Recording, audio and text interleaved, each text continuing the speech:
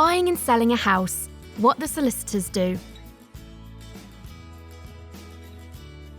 Step 1.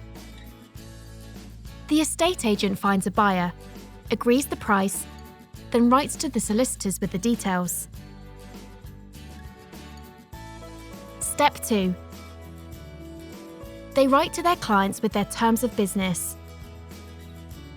To protect against property fraud, you'll have to provide ID to prove it really is you. You may also have to show how you acquired the money so it is clear it is not the proceeds of crime. Step 3. If you're selling, you'll get some property forms to fill in, giving information about the property, such as if you've had new windows, an extension, or flood problems.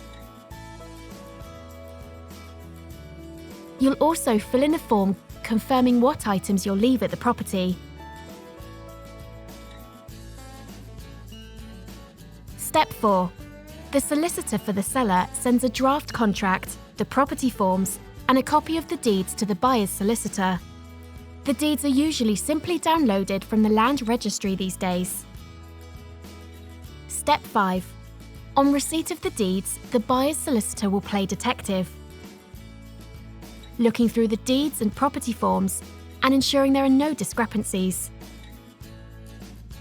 They'll check for any rights of way you have over neighbouring land, for example, a shared drive or a shared back lane.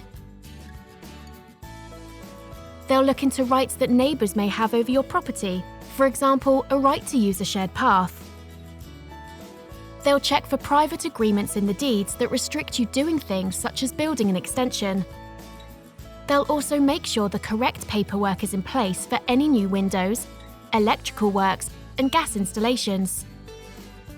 Inquiries are then raised with the seller's solicitor to iron out any discrepancies. Step 6. Next, there are 3 usual searches carried out by the solicitor.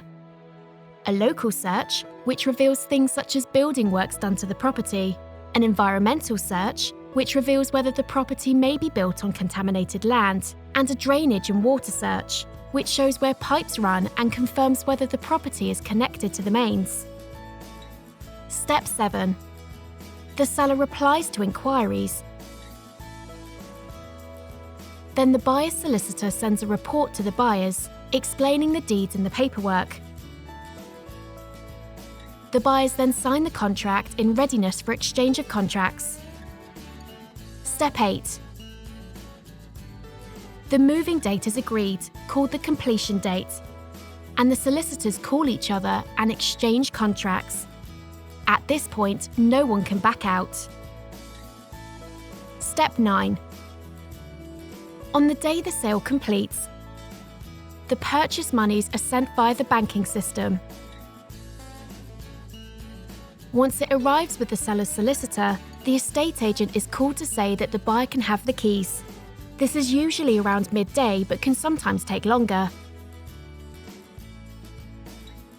Step 10. The seller's solicitor then repays any mortgage and also pays the estate agent.